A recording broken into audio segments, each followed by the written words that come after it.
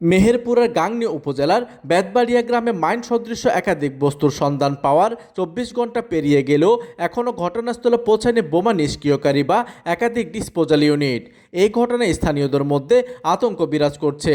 এলাকার নিরাপত্তা নিশ্চিত করতে ঘটনাস্থল ঘিরে রেখেছে আইন শৃঙ্খলা রক্ষাকারী বাহিনীর সদস্যরা। সাধারণ মানুষকে ওই এলাকায় যেতে দেওয়া হচ্ছে না। এদিকে স্থানীয়রা জানান, বেতবাড়িয়া গ্রামের কালো মালিতার পরিত্যক্ত জমিতে এসব মাইন সদৃশ্য বস্তু পড়ে থাকতে দেখা যায়। পরে বিষয়টি পুলিশকে জানানো হলে ঘটনাস্থলে গিয়ে নিরাপত্তা ব্যবস্থা জোরদার করা হয়। ঘটনাস্থলে অত্যন্ত 10টি চাটকি সদৃশ্য বস্তু পড়ে থাকতে দেখা যায়। এর মধ্যে কয়েকটি বক্সে MPI 9067 মাইন এ পার্টস NDP2 MK2 লেখা রয়েছে। তবে এগুলো প্রকৃতপক্ষে মাইন বোমা নাকি অন্য কোনো ধরনের বস্তু তা এখনও নিশ্চিত হওয়া যায়নি।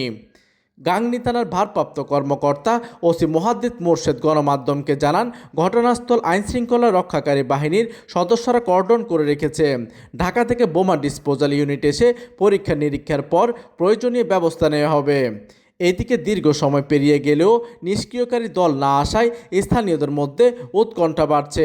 তবে পুলিশ বলছে, পরীক্ষা নিরীক্ষা না হওয়া পর্যন্ত বস্তুগুলো সম্পর্কে নিশ্চিত করে কিছু বলা সম্ভব নয়। প্রতিনিধির তথ্য ও পাঠানো চিত্রে ডেস্ক নিউজ, দিগন্তের বার্তা 24, মেহেরপুর।